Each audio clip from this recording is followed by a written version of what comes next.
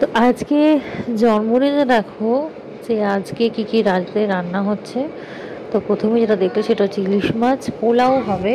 তো পোলাও চাল ভালো করে ধুয়ে এখানে এরকম কাপড়ের মধ্যে শুকাতে দিয়েছে ছড়িয়ে, যাতে কি হয় একদম পুরো ঝরঝরে যাতে পোলাওটা হয়, একটু যেন জল না লেগে থাকে। তো জল লাগলে কি হবে, পোলাওটা কিরকম ক্যাতক্যাতে হয়ে যাবে। সকালবেলা ব্রেকফাস্টের মধ্যে এটা ছিল ঘুগনি, মানে এটা ছিল ছোলা, কাবলি ছোলা। তার সাথে হবে কি লুচি। তো খুব জোর প্রিপারেশন হচ্ছে। আমি যেহেতু এখানে আছি, তো বাড়িতে থাকলে তো আমাকে গোটা কাজটাই করতে হয়, কিন্তু এখানে কি বলো তো, এখানে তো আমাকে রান্না করতে হয় না।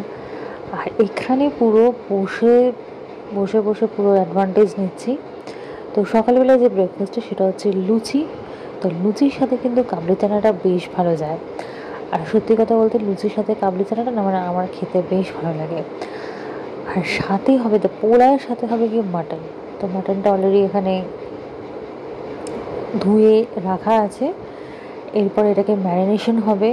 ম্যারিনেশন হওয়ার পর এটা জমিয়ে কষিয়ে রান্না হবে। আর সাথে দেখো এখানে লুচি ভাজা চলছে।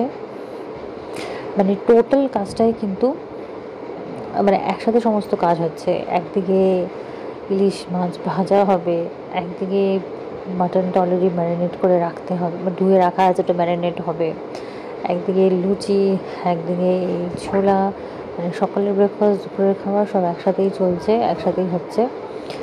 তো চলো ঝটপট করে আগে সকালের ব্রেকফাস্টটা খেয়ে নিই।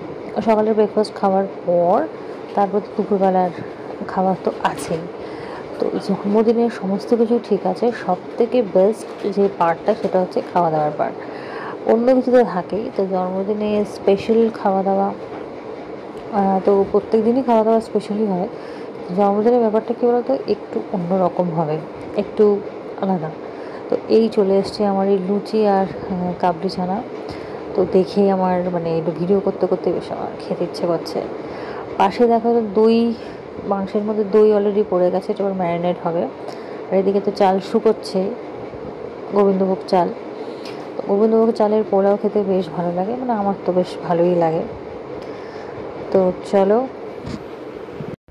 তো পোলাও মানে হচ্ছে একটু কাজু কিশমিশ। তো কিশমিশটা দেখো ভেজানো আছে, বেশ একটু বেশি করে কাজু, একটু বেশি করে কিশমিশ, মানে বেশ লাগে। এই যে পোলাও অলরেডি হয়ে গেছে, তো পোলাওটা জল ঝরিয়ে রেখেছে বলে বেশ ভালো ঝরঝরে একদম হয়েছে। এদিকে মাংস কিন্তু দইয়ের সাথে আরও সব মশলাপাতি দিয়ে ম্যারিনেট হয়ে গেছে।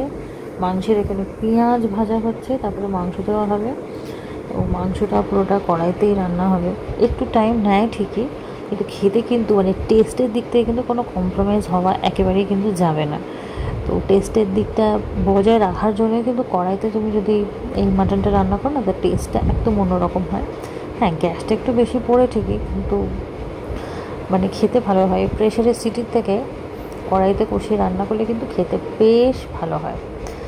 তো দেখো অলরেডি মাটনগুলো দিয়ে দিয়েছে, মাটন দিয়ে এবার কষাবে ঢেকে ঢেকে। তারপরে গিয়ে হবে, মানে রান্না করতে করতে ভিডিও করতে করতে খালি মনে হচ্ছিল কখন খাবো কখন খাবো, মানে এতটাই বেশ ভালো লাগছিলো দেখতে। তো যাই হোক চলো, এরপরে যেটা হবে সেটা হচ্ছে যে ফুলকপির পকোড়া হবে। ফুলকপিগুলোকে ছোটো ছোটো ছোটো করে কেটে এর মধ্যে নুন হলুদ দিয়ে তারপরে বেসন দিয়ে ভাজা হবে। তো দেখো দুপুরের মেনু আমার কাছে চলে এসেছে, ইলিশ মাছ ভাজা, ফুলকপির পকোড়া, এদিকে ওই ব্যাট আকারে যে পাঁপড়গুলো সেটা, সাথে পোলাও। আর এই হচ্ছে আমার মাটন। মাটনের মধ্যে আলু দিয়েছে, খেতে ভালো লাগে, সাথে এরকম পান্তুয়া। তো দেখো মাটনটা খুব সুন্দর সেদ্ধও হয়েছে, সাথে পোলাওটাও খুবই ঝরঝরে হয়েছে। তো এই ছিল আজকে আমার জন্মদিনের খাওয়া।